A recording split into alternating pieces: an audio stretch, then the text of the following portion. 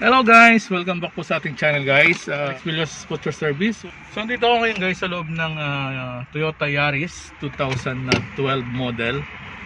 So pag-usapan natin ngayon guys, itong naging problema namin dito sa Toyota Yaris na to. So dinala itong sakyang ito guys dito sa shop namin na palyado, so misfiring. So chinek muna namin basic. So nakita namin na hindi gumagana yung number 1. So pinagpalit namin yung mga spark plug, pinagpalit din namin yung coil, pero minarkahan namin yon. Tapos wala ganun pa rin. Ibig sabihin hindi nawawala doon sa number 1 yung problema. Tinek din namin yung wire to wire, baka kasi problema ang wire.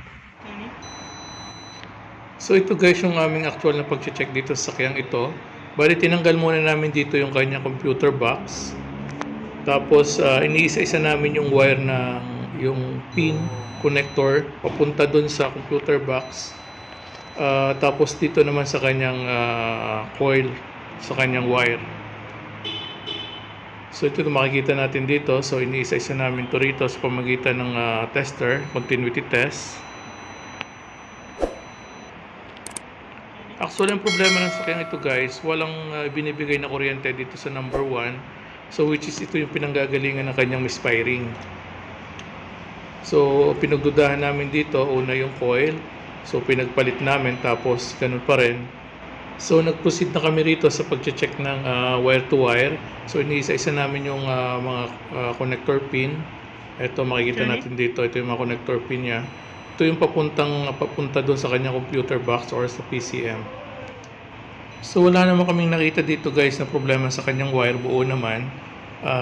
Mula dito sa kanyang ignition wire papunta doon sa pin na papatungo doon sa computer box.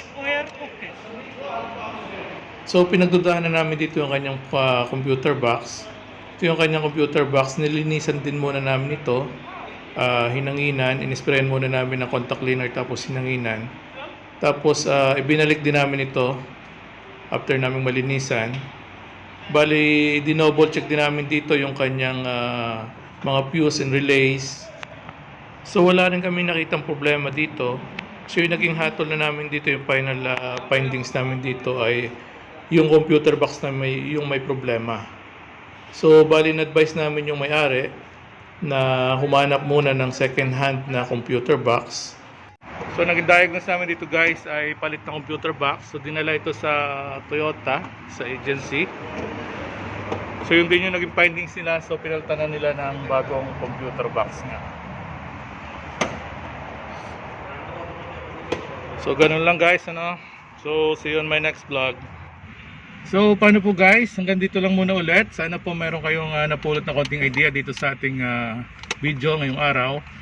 So kung meron po kayong katanungan or any suggestion, pwede niyo pong i-comment sa comment section ng video ito. At huwag niyo po sana makakalimutang mag-like at subscribe na rin po sa ating channel. Pakipindot na rin po notification bell para naman po updated ulit kayo sa mga susunod kong video guys. So see you on my next vlog guys. Thank you.